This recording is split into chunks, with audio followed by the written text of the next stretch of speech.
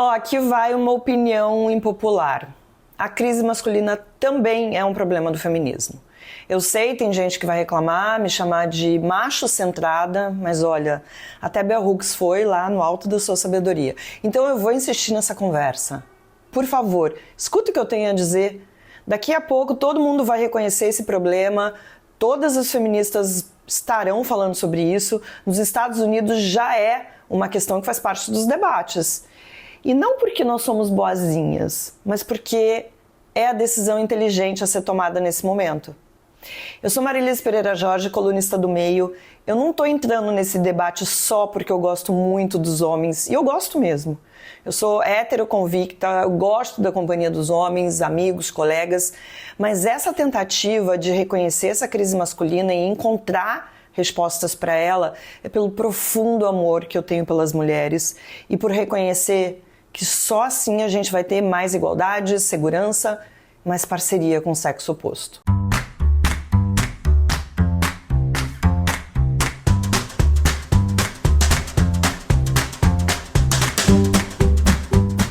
Você já percebeu como os homens andam meio deslocados? Eu não tô falando só daquele amigo que ainda mora com a mãe, não sabe fritar um ovo. É muito mais profundo. Os meninos que ficam para trás na escola, rapazes que abandonam a faculdade, homens adultos que não sabem onde se encaixar no mundo em que o papel de provedor já não garante nada. O problema é global, tá em números, em pesquisas, em manchetes, e não adianta, encolher os ombros. Essa crise masculina não é deles sozinhos, é da sociedade. É também um problema do feminismo. E antes que alguém torça o nariz, mas feminismo não é só sobre mulheres? Eu respondo, claro que sim. Mas quando você mexe na estrutura da casa, o teto balança a todos os lados. O feminismo desconstruiu os papéis que mantinham as mulheres aprisionadas, mas também desestabilizou certezas masculinas. As mulheres avançaram e ainda, tem muito chão pela frente. Já os homens, em muitos casos, ficaram sem bússola. E os números mostram isso de forma dolorosa para eles. Nas universidades americanas, por exemplo, as mulheres já são maioria há décadas. Em cursos de elite, quase 2 mulheres para cada homem. O Brasil já virou esse jogo. 59% das matrículas em universidade são de mulheres. As meninas leem mais, escrevem melhor, repetem menos, terminam a escola com mais frequência do que os homens. Os meninos estão ficando para trás. E quando você começa a vida adulta já perdendo, fica mais difícil alcançar qualquer segmento da vida. Isso não é um detalhe, gente. Você pode pensar assim, mas daí agora as mulheres estão na frente, dane-se os homens. É aí a questão que a gente precisa conversar. Porque eles não estão ficando só para trás. Eles não sabem o que fazer. Eles não sabem como sair do lugar. Eles não sabem mais para onde ir. Mas vamos lá. O que está acontecendo? Uma das respostas é brutalmente simples. Os empregos que definiam a identidade masculina minguaram. Ser o provedor, o chefe da casa, o dono da última palavra já não funciona no mundo em que as mulheres ganham seus salários, sustentam famílias, entram em profissões que antes eram coisa de homem. O feminismo produziu pensamento, livros, debates que têm libertado as mulheres, mas essa conversa não está acontecendo do outro lado, os homens. Nós, mulheres, sabemos tudo que está errado na sociedade, todas as questões que precisam ser revistas, mudadas, mas a gente precisa reconhecer que não exatamente a gente estabeleceu uma conversa com os homens. E sim, tinha raiva, mágoa, dor, ainda tem. Mas eles precisam entender por que essas mudanças são necessárias. Não tem um manual de como ser homem hoje, nem de como não ser. E nesse vácuo, muitos homens se perdem. Você vai falar, não, mas nós mulheres temos falado muito sobre isso, nós mulheres estamos discutindo sobre isso. Não necessariamente eles se sentiram incluídos na conversa. Não necessariamente foi de um jeito que eles conseguiram entender. E não adianta simplesmente falar, eu não estou aqui para ficar ensinando marmanjo. Porque se a gente continuar com esse tipo de pensamento, a gente não vai conseguir trazer esses aliados, porque sim, os homens precisam ser nossos aliados. A gente não vai conseguir trazer esses aliados para o nosso lado e fazer as mudanças mais profundas que a gente ainda precisa fazer na sociedade. Que passa por tudo. Mais igualdade no mercado de trabalho, menos violência, gente. A violência, eu acho que a violência é um ponto fundamental dessa conversa toda que a gente está tendo. Quando eu falo não tem um manual, né, sobre esse novo homem ou de como ser esse novo homem, nesse vácuo muitos homens se perderam. E quando não há referências, aparecem as caricaturas. O macho alfa do podcast, o coach de masculinidade que promete devolver a virilidade perdida, os grupos de ódio que transformam frustração em ressentimento. Em vez de encontrar novos caminhos, muitos homens recorrem a versões antigas, toscas e tóxicas do que acreditam ser masculinidade. Não porque talvez acreditem de verdade, mas porque é só o modelo que eles conhecem e eles não sabem para onde ir. Ignorar esse drama é ingenuidade. Esses homens que não estudam, não trabalham, não cuidam da saúde mental, eles não vão desaparecer. Eles votam, se relacionam, têm filhos, ocupam espaço público. E quando ocupam esse espaço, movidos por raiva e ressentimento, todos nós pagamos a conta, em especial as mulheres. As estatísticas estão aí mostrando. Os homens são a maioria entre os suicidas, dependentes químicos, encarcerados. Não é coincidência. É sintoma de um modelo que não funciona mais. E aqui vai uma provocação. Se o feminismo se propõe a desmontar estruturas opressivas, não pode ignorar que o patriarcado também destrói os homens. Não é papel das feministas, de ninguém, servir de babás emocionais. Mas se o objetivo é a igualdade, a conversa precisa incluir os dois lados. Eu falo isso há 10 anos. De que adianta as meninas serem educadas para serem livres e independentes se os meninos continuam presos a uma caricatura de homem forte, invulnerável, muitas vezes inútil? É nesse buraco que surgem os movimentos reativos, o tal do masculinismo, por exemplo, que no discurso parece defesa de direitos, né? Mas na prática é ressentimento travestido de política. É o grito de quem não quer repensar nada, só recuperar a posição perdida.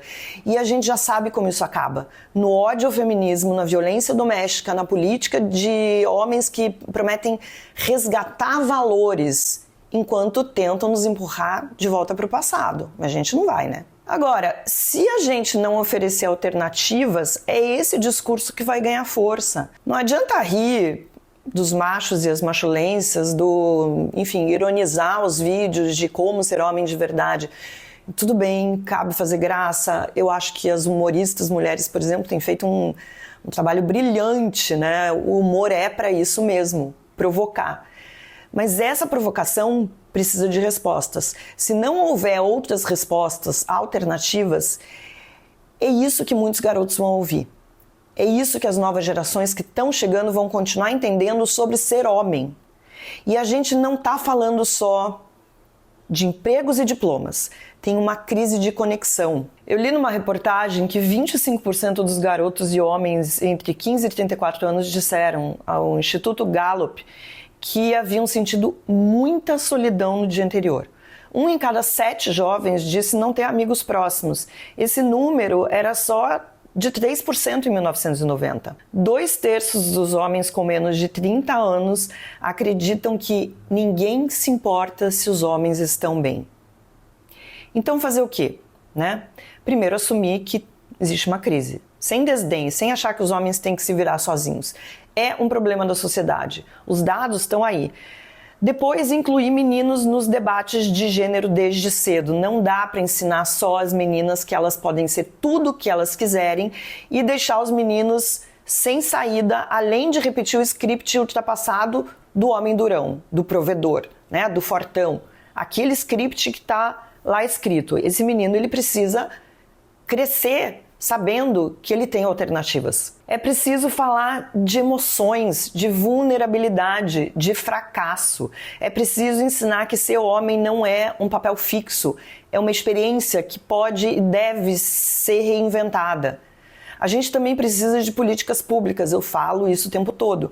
Saúde mental voltada para homens, programas de retorno à escola, espaço de acolhimento, não desses que sejam o bar ou o grupo do WhatsApp.